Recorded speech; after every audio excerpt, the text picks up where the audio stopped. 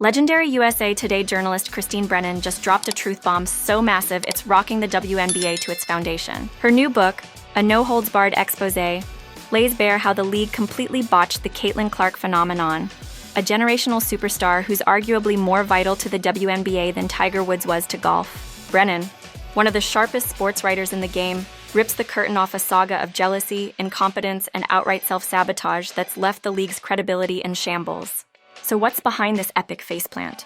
Is it petty envy over Clark's meteoric rise, or just clown-level mismanagement? Let's unpack this soap opera and figure out what went so wrong. Brennan's book isn't some feel-good hype piece. It's a surgical takedown of the WNBA's failures. With decades covering women's hoops, she's seen it all, from the league's scrappy beginnings to its struggle for relevance, but nothing prepared her for the colossal fumble of Caitlyn Clark. This isn't just about a rookie with skills. Clark is a cultural avalanche, packing arenas, spiking TV ratings, and turning casual fans into WNBA diehards. Her Iowa days were a neon sign of what was coming.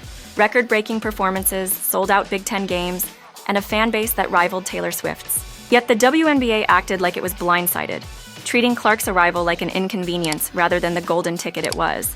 The stats paint a stark picture. In 2023, the Indiana Fever were drawing about 4,000 fans per game. Think high school gym vibes. Then Clark shows up for a 2024 preseason game, and suddenly fans are lining up 2 hours early, like it's a rock concert. TV ratings exploded, with her games pulling millions more viewers than men's basketball in some cases. Jerseys sold out faster than limited edition Jordans, and every arena she stepped into became a must-see event. Brennan's reporting reveals a league so unprepared it's almost comical. When Clark declared for the draft, a senior WNBA official compared her impact to Maya Moore's. No shade to Moore, a legend, but she was never a mainstream name. Clark, meanwhile, had execs, dads, and even grandmas texting Brennan about her games, people who'd never watched women's basketball before. This was a cultural shift, and the league was caught napping. The most damning revelation? The jealousy. Brennan dives deep into the WNBA's internal culture, where Clark's instant fame sparked resentment instead of celebration. In a league that's 74% black, the arrival of a white superstar from Iowa stirred complex dynamics. Brennan doesn't shy away from the racial angle, noting that while Clark's spotlight finally illuminated the league's unsung heroes, some players and insiders couldn't handle her stealing the show. Veterans like Diana Taurasi and Cheryl Swoops tossed snide comments, while coaches like Cheryl Reeve and Gino Auriemma downplayed her impact. On the court, Clark faced a barrage of flagrant fouls and cheap shots, hardly the usual rookie hazing. Brennan argues these weren't just competitive plays. They were symptoms of a deeper envy. A league struggling to embrace a star who didn't fit its traditional mold. And where were the refs? Too often they swallowed their whistles, letting Clark take the hits. This wasn't just a player problem, it was a leadership disaster. Commissioner Kathy Engelbert, whose job is to protect the league's assets, comes off as either clueless or complicit. Brennan details how the WNBA had countless pivot points to get this right. They could have shielded Clark from the physical targeting, launched ad campaigns that hyped her while elevating her rivals, and struck massive TV and sponsorship deals. Instead, they fumbled every step. Merch was a mess. Fans couldn't even buy Clark's jersey half the time. Scheduling was bizarre, burying marquee games in low viewership slots. The marketing? It felt like it was run by interns who'd never heard of social media. Brennan contrasts this with how the PGA Tour embraced Tiger Woods, and the NBA rode Michael Jordan's wave. Those leagues knew a rising tide lifts all boats. The WNBA? It acted like Clark's success was a personal affront. The global stakes make this failure even more glaring. Women's basketball is surging worldwide, with growing leagues in Europe and Asia.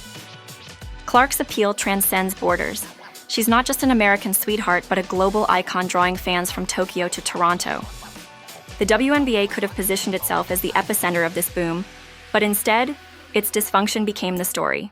Brennan highlights how new media, YouTubers, TikTokers, and indie reporters saw Clark's potential years ago, hyping her Iowa run while the league's old guard was stuck in 1998. These online voices understood Clark wasn't just for basketball junkies, she was a pop culture juggernaut. Yet the WNBA's PR blunders and outdated mindset left them scrambling to catch up.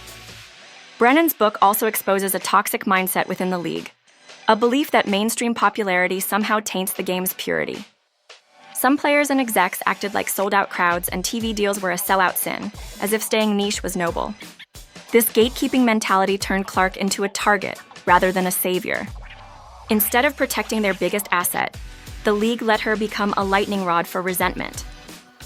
Brennan notes how younger players were often more open to Clark's rise, seeing the bigger paychecks and better facilities her fame could bring. But the old guard, veterans, coaches, and suits, clung to their cozy echo chamber, terrified that Clark's shine would erase their legacy. The hypocrisy is wild.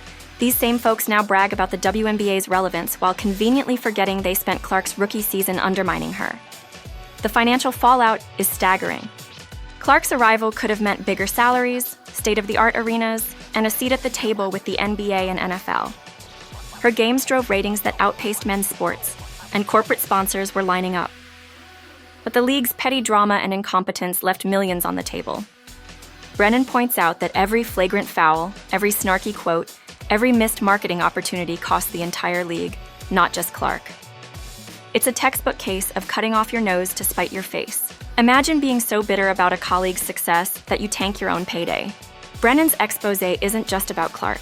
It's a warning for any organization stuck in its ways. The WNBA was handed a lightning bolt, a star who could have redefined women's sports. All they had to do was back her, promote her, and ride the wave. Instead, they built speed bumps, letting jealousy and outdated thinking derail their future. Even now in Clark's sophomore season, the league still seems unsure how to handle her. Arenas sell out, TV numbers soar, and her global fan base keeps growing. Yet the WNBA's awkward vibe lingers, like they'd rather the Clark circus vanish so they could return to obscurity. This saga raises bigger questions for women's sports. Can a league built on grit and loyalty embrace a mainstream breakout without imploding?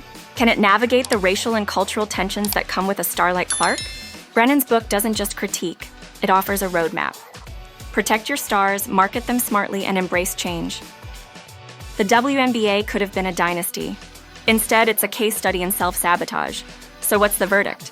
Is this mess fueled by jealousy over Clark's shine? Or is it just gross incompetence from a league allergic to success? Drop your thoughts in the comments.